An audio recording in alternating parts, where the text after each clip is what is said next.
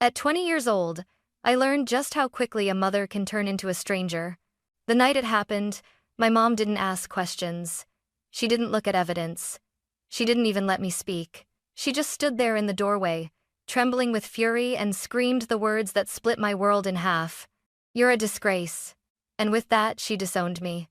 My brother Ethan stood behind her, eyes shining with fake hurt, the lie he'd told resting perfectly on his tongue. One lie. One moment.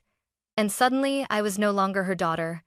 I still remember the sound of the door slamming, echoing behind me as I stumbled down the front steps with a suitcase I hadn't packed. I thought losing my mother's love was the worst thing that could ever happen to me. 2 weeks later, I realized something far more shocking. Her pride was about to break, not mine. People always said my family looked perfect from the outside. A clean white house, a neatly trimmed lawn, a mother who volunteered at church, a father who worked long hours but never complained, and 2 children, one shining star and one quiet afterthought. I was the afterthought.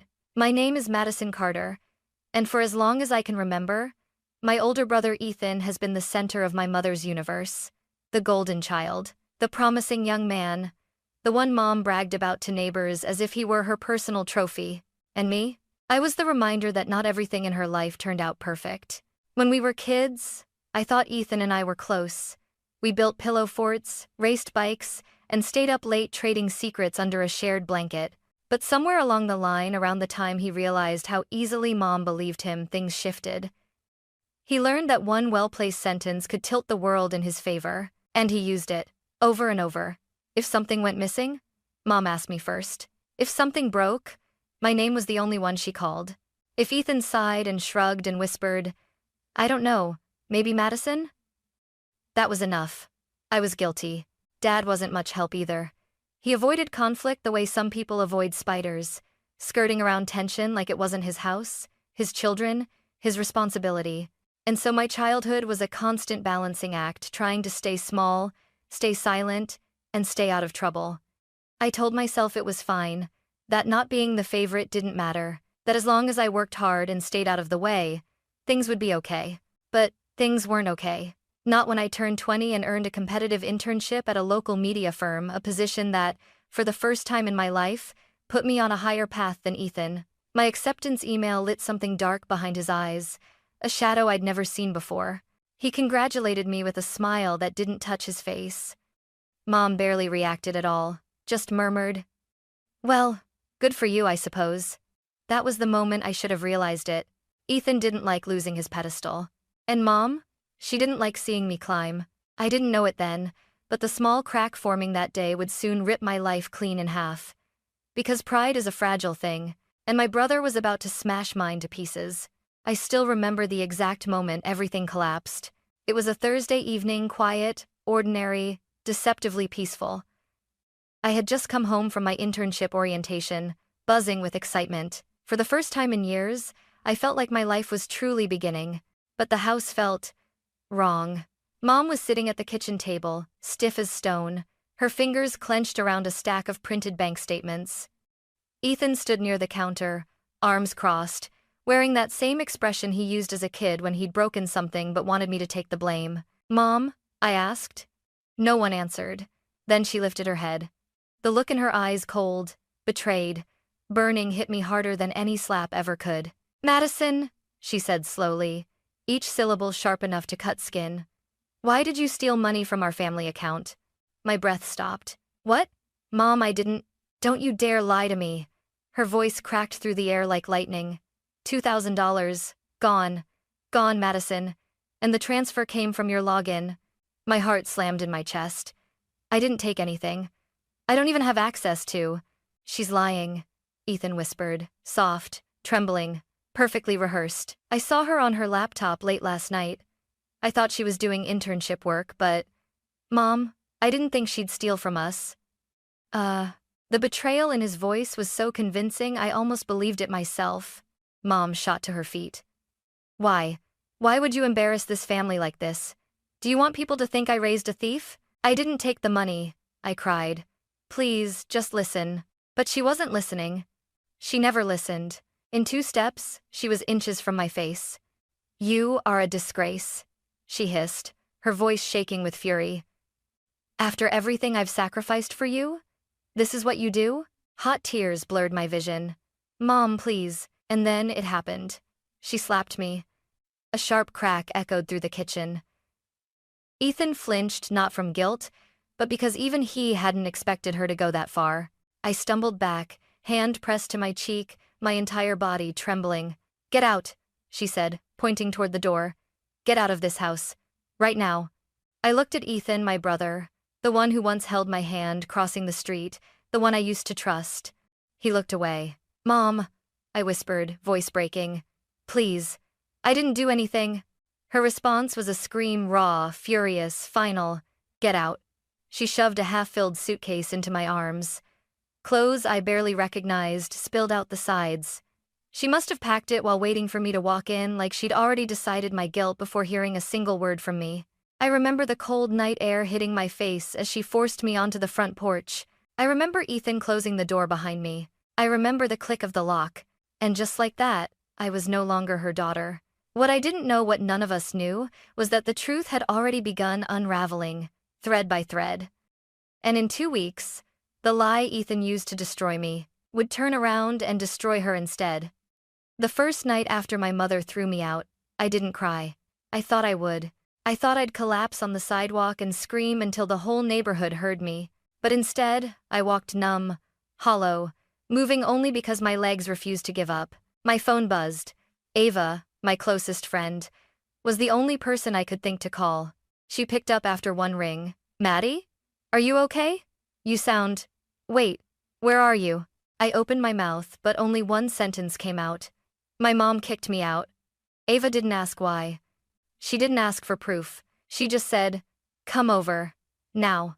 20 minutes later, I was standing in her doorway, soaked from the drizzle, holding my pathetic suitcase like a wounded animal. Ava didn't hesitate. She wrapped her arms around me, warm and fierce. Whatever happened, she whispered, you're safe here. And for a moment, I almost believed her. Ava's parents didn't question anything either. They gave me a blanket, a warm drink, and space to breathe. But the second I was alone in the guest room, everything I'd been holding inside finally cracked. My mother's voice replayed in my head. You're a disgrace. Get out. I don't want to see your face ever again. I broke. I pressed my hands against my mouth to muffle the sobs, terrified I'd wake the whole house. My body shook so hard the blanket slipped off my shoulders. I had never felt so unwanted, so disposable. The next morning, the world moved on like nothing had happened, except my world had been shattered. By day 3, the consequences hit me like another slap across the face. My internship supervisor emailed me. Due to concerns brought to our attention regarding an issue of financial misconduct, we have decided to withdraw your placement. My chest tightened. Financial misconduct? They didn't even ask for my side. Someone had fed them a story, and I didn't have to guess who. Ethan. He hadn't been satisfied just getting me kicked out of the house. He wanted the rest of my life ruined, too. I threw my phone onto the bed and sank to the floor. Ava rushed into the room. What happened? They took my internship, I whispered. They think I stole money. Ava's eyes widened. Did your mom call them? No. I swallowed. Ethan did. Because of course he did. He knew exactly where to hit, so I couldn't stand back up. That night, Ava and I sat on her bedroom floor, surrounded by tissues and empty soda cans, trying to understand why Ethan would do this. Did you two fight? Ava asked. No. Did you take anything from him? No. So why would he lie like that? I stared at the carpet. For years, I'd asked myself the same question. Once upon a time, Ethan was the brother who held my hand crossing the street. Now he was the reason I didn't have a home. Ava placed a hand on my shoulder. Maddie, this isn't normal. This isn't just sibling rivalry. I knew she was right, but I didn't know how deep his malice ran, not yet. Not until the first crack in his perfect lie appeared. A tiny crack, unseen, unexpected, and powerful enough to make everything he built start to fall apart. 1 week after my mother threw me out, I had almost convinced myself nothing would ever change. Some part of me believed Ethan had won. He had the house. He had my mother. He had my future in the palm of his hand. But then out of nowhere, the universe shifted. It happened on a quiet afternoon while Ava and I were grabbing coffee. I was staring blankly at my drink, replaying my mother's voice in my head for the 1000th time, when Ava suddenly tensed. Oh my God, she whispered. Maddie, don't look. Ethan is right behind us. My heart plummeted. Before I could react, Ava grabbed my hand. Stay still. Ethan hadn't seen us. He was talking to a friend at the counter. His voice drifted perfectly toward us, familiar, confident, dripping with arrogance. And then I heard it. The sentence that would change everything. She deserved it. My mom believed me instantly. She never checks the bank logs anyway. My stomach twisted. Ava's eyes snapped toward me, wide with disbelief. But Ethan wasn't done. It was easy, he continued, laughing under his breath. Transfer the money, blame her, and boom, problem solved. Now Mom finally sees her for what she is. Ava's nails dug into my arm. He just admitted it, she hissed. Madison, he literally just... I shook my head, terrified he'd turn around. But he didn't. He grabbed his drink and walked out like he hadn't just destroyed someone's life over a casual lie. My world spun around me. Ava leaned closer. Maddie, this is proof. We can do something with this. But I couldn't breathe. Couldn't think. My brother, my own blood, had said it so casually, so confidently, as if ruining me was nothing more than an inconvenience he'd finally solved. Pain I didn't even know I was still holding erupted inside me. When we got back to Ava's place, she paced the room. He said your mom never checks the bank logs. Do you still have access to the email tied to the account? I froze. Yes. Yes, I did.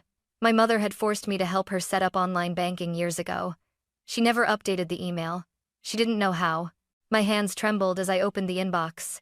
Ava hovered behind me like a hawk. Transaction alerts. Balance updates. Transfer confirmations. And then, there it was. A $2,000 transfer. Date. The night before I was kicked out. Sender. My mother's account. Recipient.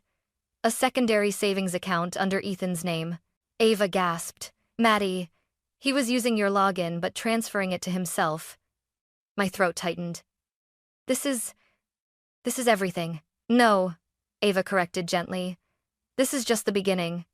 Because now we had proof. Not just suspicion. Not just anger. Not just pain. Proof. Proof that my brother had framed me. Proof my mother threw me out over a lie. Proof that my life had been shattered by someone who enjoyed watching me break. But did I go to my mother right then? Did I storm into that house and force the truth into her hands? No, because I knew something she didn't. My mother didn't want the truth. Not yet. She wanted the version of the world where Ethan was good and I was disposable. And I wasn't going to walk into that house just to be thrown out again. Not until she had no choice but to see what was real. And that moment, the moment her pride shattered, was coming sooner than any of us knew. Ava wanted me to confront my mother immediately. You have proof, Madison. Actual proof. She can't deny this. But she didn't understand. My mother could deny anything if it protected her perfect image of Ethan. Still, a part of me was desperate. Desperate to hear her say, I'm sorry. I was wrong. Desperate to have a mother again. So, 2 days later, with the screenshots printed and trembling in my hands, I walked up the familiar path to the house I no longer belonged to. My chest tightened as I knocked. Mom opened the door. Her expression went from surprise, to annoyance, to disgust. What are you doing here? She demanded. I swallowed hard. I just need to talk. It's important. She crossed her arms. Unless you're here to confess, I don't want to hear it. My stomach twisted. This wasn't going to be easy. Mom, please, I whispered. Just sit with me for a minute. Something in my voice must have reached her, because she stepped aside. But the second I entered the living room, Ethan walked in from the hallway, his face twisting into the perfect mask of hurt innocence. What is she doing here? He asked gently, as if I were the threat. Mom, you don't have to listen to her lies. Mom immediately straightened. He's right. Say what you came to say and leave. I sat down on the couch. My hands shook as I pulled out the printed bank statement. This, I began, is the transfer you accused me of making. Mom rolled her eyes. Yes, the $2,000 you stole. I didn't steal it, I said, because it went into Ethan's account. Ethan froze. Just for a second, but I saw it. A flicker of panic. Mom scoffed. Don't be ridiculous. Let me see that. She snatched the paper from my hand, glanced at it, and then did exactly what I expected. She pushed it away. No, this is manipulated. Ethan would never do this. Mom, look at the date, I pleaded. The timestamp. The account name? Enough, she shouted. This is pathetic, Madison. If you're going to lie, at least lie well. My throat closed. Mom, I whispered.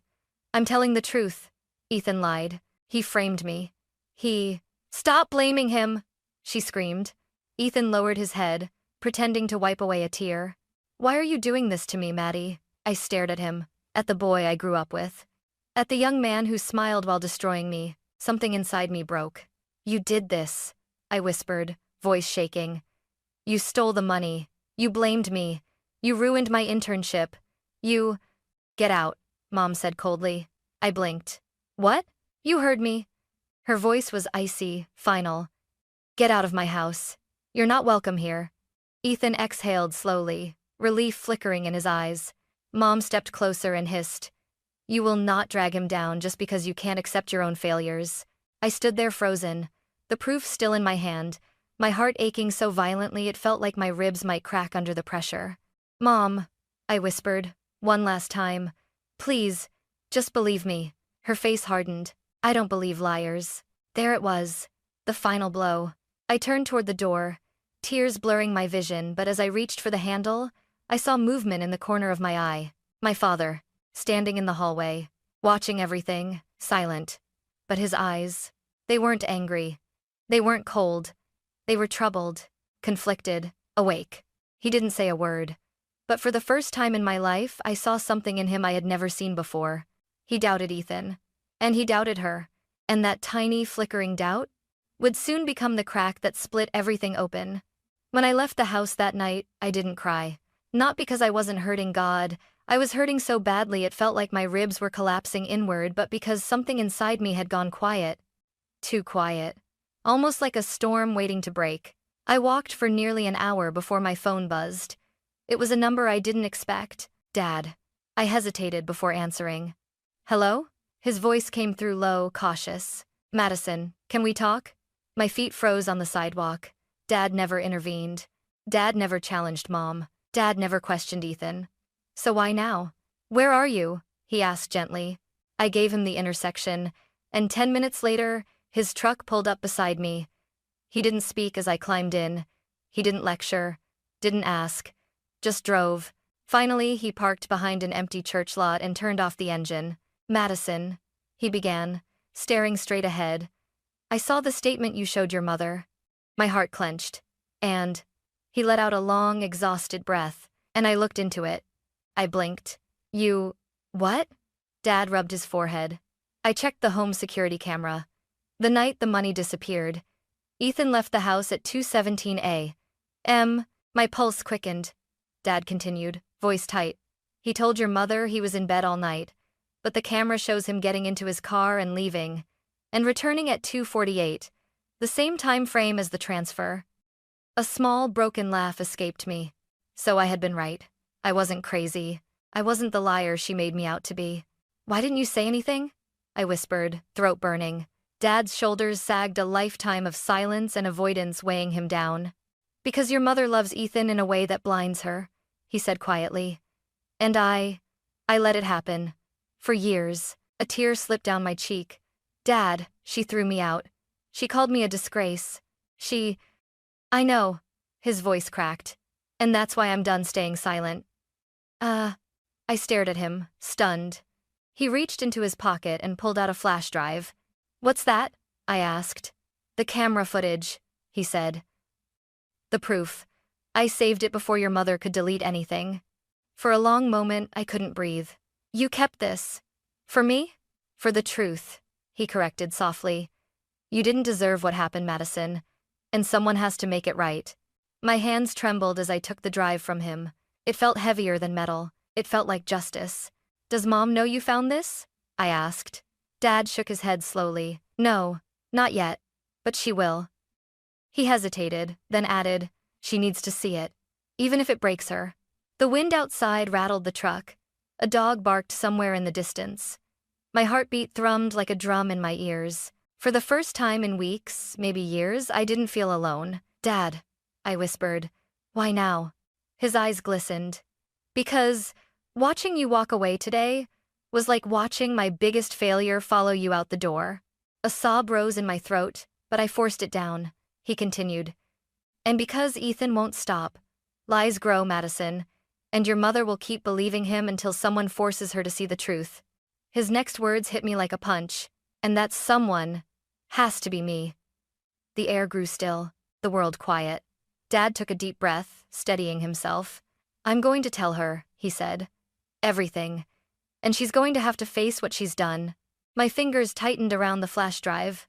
This was it. The beginning of the end. The first real step toward exposing Ethan and forcing my mother to confront the consequences of her blind loyalty. I wasn't sure how she would react. I wasn't sure what would happen to our family. But I knew one thing with absolute certainty. The truth was finally coming for them. And this time, it wasn't going to be ignored. My father chose Sunday night, not by accident. Sunday dinners were my mother's pride. A spotless table, perfectly folded napkins, candles lit as if we were a family untouched by lies. She'd invited relatives too, Aunt Grace, Uncle Martin, even Grandma Rose. Everyone dressed nicely. Everyone smiling. Everyone believing Ethan was the shining star of the Carter family. And that I was the disgrace. Dad told me to come at 7:30 p.m. "Trust me," he said. "Just be here." So I stood outside the house I'd been thrown out of, clutching the flash drive he'd given me. My palms were sweating. My heart hammered against my ribs like a warning I refused to hear. Voices echoed inside laughter. Clinking glasses. The warmth of a home that no longer belonged to me. I knocked. The room fell silent. Ethan opened the door, and the moment he saw me, his smile died. "What are you doing here?" he snapped quietly, jaw tightening. My mother's voice rang from the dining room, chipper and bright. "Ethan, who is it?" He hesitated, like he could physically block the truth from entering. But then my father appeared behind him. "Linda," he called out. "Madison is here." The entire table stiffened. My mother stood slowly, her expression hardening. "You weren't invited." "I invited her," Dad said firmly. The shock on her face was almost satisfying. Dad guided me inside and gently closed the door behind me. "Everyone," he said, voice steady. "There's something we need to discuss." Ethan paled. I could see panic crawling up his throat. "Dad," he said sharply, "don't do this." Mom frowned at him. "Do what?" Dad didn't answer. He walked to the television, inserted the flash drive and clicked the remote. A grainy video filled the screen. Our front porch. 2:17 a.m. Ethan slipping out the door, hoodie pulled over his head. Another clip. 2:48 a.m. Ethan returning, glancing around nervously before sneaking back inside. Then the bank statement appeared. The same transfer Mom had accused me of making, $2,000, sent to Ethan's secondary savings account. Timestamp, 2:38 a.m. The room erupted in murmurs. Mom went rigid, her face drained of color. She clutched the back of her chair like the world was tilting beneath her feet. "Ethan," she whispered, "tell me this is a mistake." He didn't speak. "Ethan," she repeated, louder, voice cracking. "Tell me," he swallowed. "Mom, it's not what it looks like." "Oh, really?" I stepped forward, my voice trembling but strong. "Because it looks exactly like the truth." He shot me a murderous glare. "Shut up, Madison." Dad slammed his hand against the table. "No. You will speak now, Ethan. And you will tell the truth." Everyone was staring at him, expecting, waiting. Ethan's lips parted and then he broke. "She deserved it." The room froze. Mom's breath hitched. "What?" "She always gets away with everything," he spat, pointing at me. "Everyone feels bad for her. Everyone acts like she's some innocent little angel. I'm the one who had to work for Mom's attention. I'm the one who had to be perfect." I stared at him, stunned. "You framed me," I whispered. "You ruined my internship. You let Mom throw me out. Why? What did I ever do to you?" Ethan's voice cracked. "You existed." A silence so thick it felt like drowning consumed the room. Mom stumbled backward into her chair, shaking her head violently. No, my son wouldn't do this." Dad turned toward her, his voice quiet but merciless. "He did, and you helped him." Her knees buckled. She collapsed into her seat, hands trembling uncontrollably. Aunt Grace whispered, "Linda, how could you?" Mom looked up at me then, eyes red, terrified, shattered. "Madison." I didn't know. And for the first time in my entire life, I saw my mother break. Not out of anger, not out of pride, but out of the devastating realization that she had thrown away the wrong child. She reached for me, tears falling. Honey, please let me explain. I stepped back. Explain what, Mom? My voice shook. That you believed him without question? That you screamed at me? That you called me a disgrace? That you threw me out like trash? Her sobs grew uncontrollable. Madison, I'm sorry. Please, please don't leave again. But I wasn't the girl she abandoned on the porch anymore. I was someone she no longer had the right to break. So I said the one thing she never expected to hear. No, Mom, not this time. And then I walked away, leaving her pride shattered across the floor, like the pieces of the daughter she refused to protect. I didn't look back when I left the house. Not at my mother sobbing into her hands. Not at my aunt whispering in shock. Not at Ethan sinking into his chair, realizing the world he'd built out of lies had finally collapsed. For the first time in years, I walked away with the power in my own hands. Dad caught up to me on the porch. Madison, he said softly. Wait. I turned, bracing myself. He didn't speak immediately. Instead, he placed a hand on my shoulder, firm, steady, nothing like the passive man he had been for most of my life.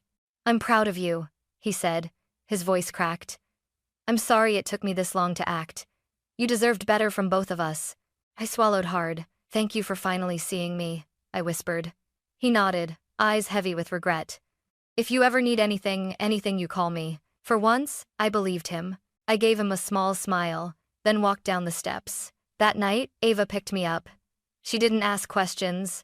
She didn't demand details. She simply pulled me into a hug and murmured, "It's over now. You're free, Maddie." And she was right. For the first time in months, I slept without fear digging into my chest. 1 week later, I was leaving a job interview when I saw a familiar car parked outside my apartment building. My stomach tightened. Mom, she stepped out slowly, as if unsure whether she had the right to breathe the same air as me. Madison, she said quietly. I've been waiting for you. I crossed my arms, guarding myself. Why? She wrung her hands together, a gesture I had never seen from her. I wanted to apologize, she whispered. Truly. For everything. For believing him. For hurting you. For choosing the wrong child. Her voice trembled. I failed you. And no apology will ever erase what I did, but I'm going to try anyway. The wind blew between us, carrying her words into the quiet afternoon. Your brother is in counseling, she continued. And I'm starting therapy too, your father insisted. He said we have to face the truth if we ever want to be a family again.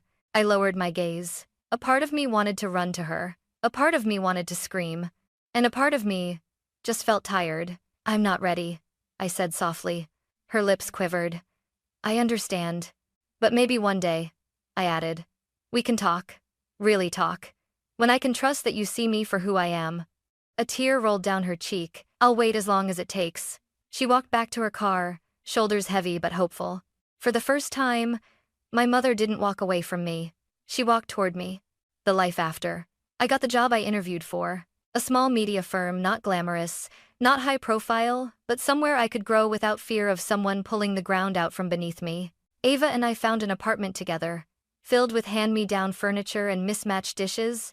Nothing fancy, but it felt more like home than the Carter house ever did. Some nights, when the world went quiet, I wondered whether I'd ever forgive Ethan, whether I'd ever let my mother back in, whether the wounds would ever fully heal. I don't know the answers yet, but I know this. I survived. I rebuilt. I rose.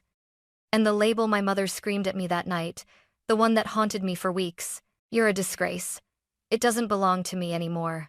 It belongs to the people who threw me away. Final reflection. As I stood on my new balcony, watching the city lights glitter like distant stars, I realized something powerful.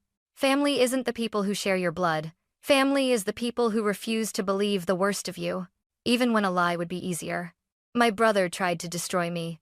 My mother helped him. But in the end, the truth shattered their pride, not mine. And as for me, I finally stepped into a life I created with my own hands. Stronger, brighter, freer than anything I left behind, and anything I left behind, and anything I left behind, and anything I left behind, and anything I left behind, and anything I left behind, and anything I left behind, and anything I left behind, and anything I left behind, and anything I left behind, and anything I left behind, and anything I left behind, and anything I left behind, and anything I left behind, and anything I left behind, and anything I left behind, and anything I left behind.